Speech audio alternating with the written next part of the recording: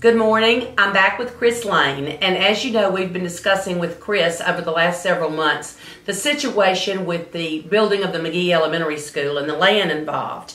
And another document has really, I guess you would say, come to our attention that we were not aware of, or the public was not aware of until this week. And when the document came out, I immediately wanted to talk to Chris and get his take on it. And I think that what I'll do first is read, we're going to start with this quote. Well, tell me a little bit about the document. That might be better. What is this? Let's start with the document. Yeah, you know, this is why we're in the shape we're in. All this shooting from the hip, fly by night, and here a year and a half later, we still don't have a school. We still don't have a place picked. You know, this is unacceptable. There's three causes of this. I don't know if it's incompetence or politics or maybe both.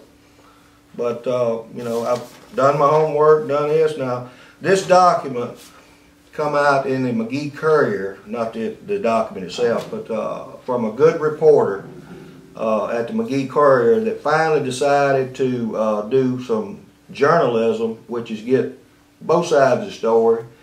And for a year and a half now, the editor of the paper has not bothered to even get this, so that's part of the problem. But he said in the paper that the Board of Education has policies to go by. Now, who makes these policies? The State Board of the Mississippi State Board of Education Policy Code 6007. So this is what this is. I mean, of course, this is just a short copy of it, but this is the copy an official document that is the rules for building, part of the rules for building a school. That's correct. But it says, and I quote, let's see, like I said, Code 6007, June 17, 1988, Rules and Regulations of the State Public School Building Fund.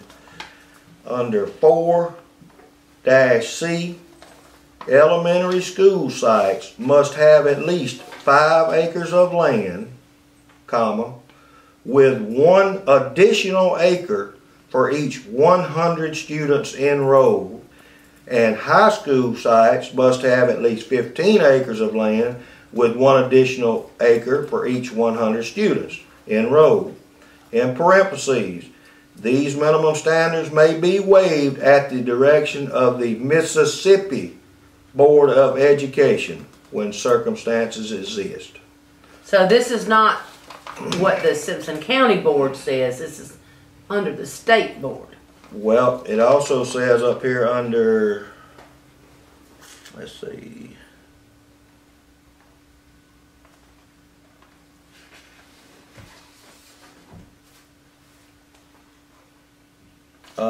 5-A, regardless of whether state public school building funds are involved, no new school facility shall be constructed on any new site until the said site shall have been submitted to and approved by the Mississippi Board of Education. Okay.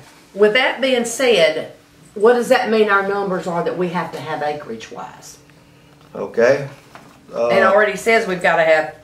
It says 5 acres. Plainly says 5 acres of land with 1 additional acre.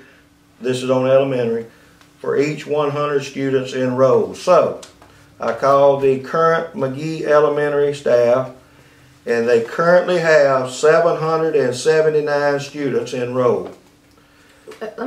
I'm not to be rude. Isn't that a drop? 2 years ago, they said they had over 900. Okay. But I'm going by what we got today. No, yeah, I'm just interested in that. And that comes to, per 100 students, 1 acre per 100 students, 7.79 acres. With the additional 5 acres, which I'm assuming, I would guess, would have to be playgrounds, cafeterias, whatnot, parking lots. That comes to a minimum. This is says minimum policy, minimum of 12.79 acres. So when we were getting this 10-acre or different amounts, that was really not factual then. According to these documents, we should have 12.9, we'll say 13 acres, just for rounding off. Okay, well, it clearly states that the board will not approve it unless it meets these standards. That's the State Board of Education. Now, the reason they have that, I would assume, is just like anything else.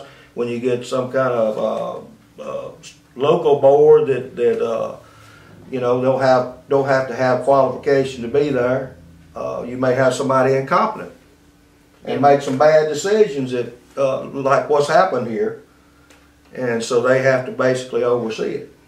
But Chris, why now? I mean, this is not just written. This is 1998 when the last when they changed it some, updated it, or whatever you would call it. Well, like I said, without some real reporting, which should have been done, there's several factors involved in this. I've tried to bring people the evidence of everything, the evidence on the different properties and all that. Now, a year and a half ago, had this document been, I would say, pulled by the man making $110,000 a year that we pay him. He's in charge, the superintendent of education. Wouldn't that have been the first document you pulled and then talk to the engineers?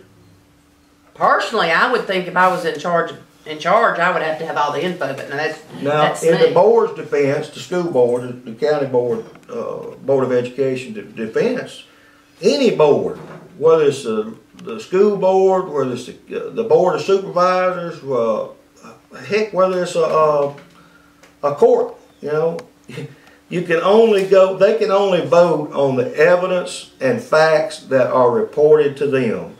They're basically part-time, drawing $200 a month as a volunteer position. Yes. But if you're gonna provide stuff to them to make a once-a-month big decision like this, you need to have all the facts. And all this dead-gum shooting from the hip, going to board meetings and shooting from the hip, oh, this is a joke or whatever. Well, they can only go by what the facts are. And the facts are out there if you just look for them. Mm. So they should have been provided to them, what I'm saying. They can only make a decision on what the, so why would we even be looking at property anywhere that's less than 2.79 acres? It said 2.79, 12.79.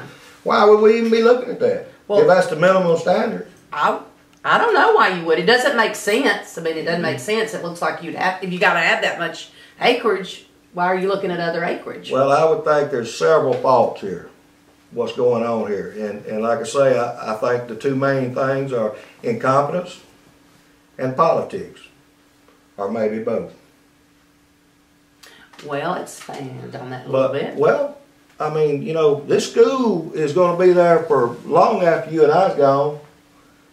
We need to make the right decisions based on the information that we have, real information, not hearsay, to build something that's going to affect our community and our county for years to come. Yes.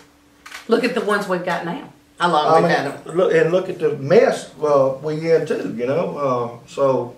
Well, with this, okay, with these numbers, what properties even fit this description? Okay. I mean, if you have to have 12.9 acres, you know, 12.9 or 13 is easier for me to remember. Well, this is without no growth. 2 years ago we had 900 students, so 10 years from now we're going to have 1,200. Well, there's 12 acres right there. There's 17 right there. I mean. So again, you're saying minimum. Minimum, and plus you got to start with no room for thinking of growth and thinking of things ahead instead of what may help you today. You know, it's time to make decisions based on facts. I think before we give you that information, we're going to pause and take a break because we're going to get it all together on that, and I hope you'll watch the next video.